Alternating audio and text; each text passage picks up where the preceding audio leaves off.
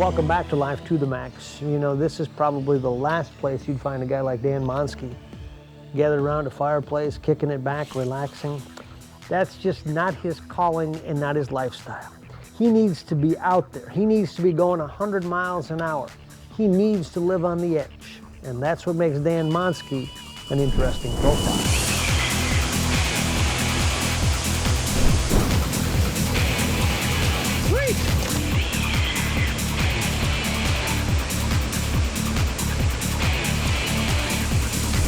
He lives for this.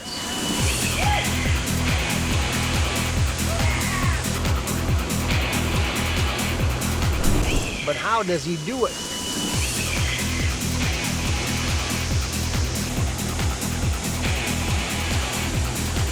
And why does he do it?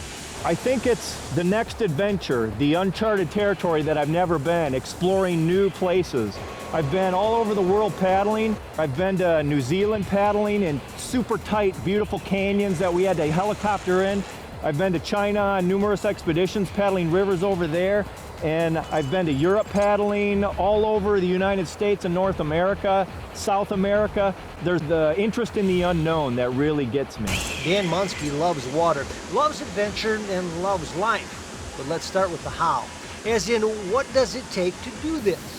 A trip to Midwest mountaineering provides some of what it takes. The person that wants to get started in what you're doing, give us the quick general rule. What do they need to know if they're ambitious about this and they want to get involved in it? It's a dangerous sport, so you definitely want some formal training. And there's organizations that teach people how to do this. Essentially, it comes down to 5 critical pieces of equipment. We've got a whole load of boats over here, different types, but you got your kayak, you need your paddle, you need your spray skirt to seal your boat to your body to keep the water from going in, and you need a PFD, a personal flotation device. Most people know those as life jackets, and you need a helmet to keep rocks from banging your head. The most important, the one he puts in the water. The kayak. I mean, how do you know what kind of a kayak to buy? How do you go about deciding what's the right kayak for you? It depends on what you want to do with the sport. You've got play boating with a boat like this. It's got small ends on it so you can really do acrobatic tricks with it. You got a general river running boat like this that's a little higher volume, longer, that's really good for the general rivers. And then you got a steep creeking boat right there that's more blunt on the ends, higher volume, so you're not going to submarine into the water when you're going over drops. So let's go get on the river. Does that get easy? Just getting that thing, it looks like you got down to a science. Oh yeah, I want it as quick and easy as possible. You don't want to waste time when you get to the rapids, huh? No. This is where Monskey finds freedom. He and his kayak in a piece of water that calls him to it. Not unlike the profile for many that find this activity. In fact, it fits across a broad demographic. Kayaking is growing really fast right now, and we have people buying boats for the first time. And if you look around our shop, you'll see boats in every different possible shape combination, from 20 feet long down to 6 feet long, and everything in between too. So Mike, I'm scouting my line, so I know exactly what route I want to take. And so he surveys today's landscape. Preparation, a part of safety. And I've got it picked out right down the middle, what we call the tongue. It looks like the middle of the V, where the most water's running through. We get out and we scout the rapids to make sure we're going to be on line exactly where we want to be to get through the rapid. I want to see if I can do this and successfully negotiate a set of rapids. And Monskey knows rapids. He is admittedly a thrill seeker.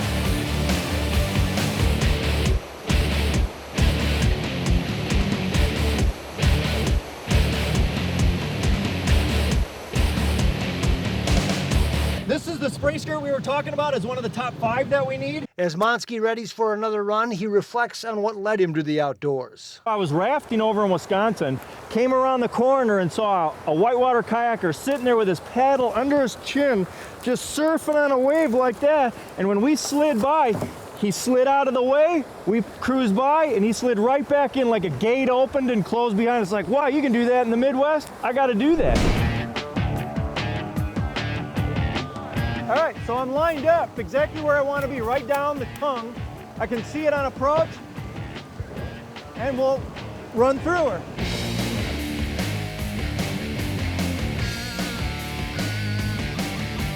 Stop and catch the wave.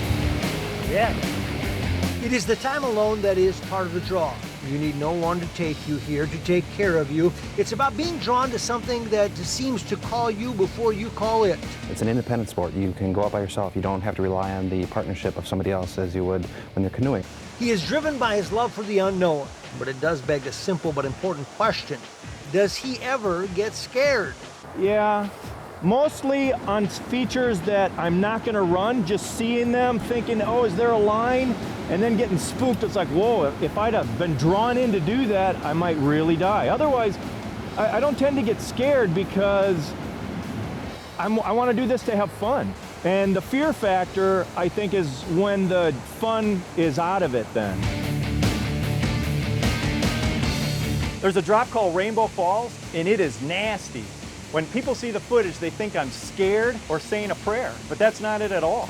There's logs in the bottom, and I'm waiting for signals from my spotters to say that it's all clear. And when I get the signal, I run it. It is fast and intense.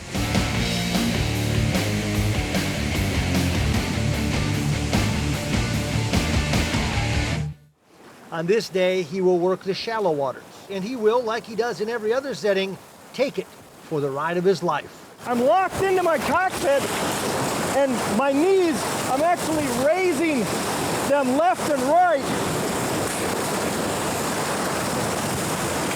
And then just pushing off with my paddle, leaning back to get my bow up.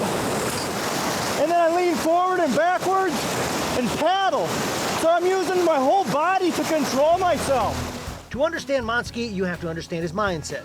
He is part science, but he is more driven by a need to explore, to find out what he has not yet found out, to go places where you don't explain, you simply feel. I think you have to have an adventurous spirit, that the science is going to limit. I'd say then you could just probably think of it in your own head. It's not a laboratory, it's out there in the world. Yeah, definitely an experiential activity. One day he'd like to host a television show devoted to his passion. Hi, I'm Dan Monskey, one of Minnesota's adventurers. And that's what makes him interesting. His love for what he does. Each time it's different, each time it's new. Each time you never know what's around the next corner. Surf's up, got good action on the river, playground's open. I'm gonna go have some fun. He keeps coming back, and he plans to keep coming back. And this is his playground. This is where he finds comfort and, in a strange way, peace. But more importantly, a sense of who he is and what it is that makes him unique. I want to have this adventure opportunity, at least from now, I'm thinking until the day I die. And I want to have it wherever. It might be right out my back door, like a feature like this, or it might be, you know, around the world somewhere. Hey, I'm just on my way to our next segment. Come on along. When we come back, we'll turn the water into ice with the legendary Gordie Howe. Stay with us.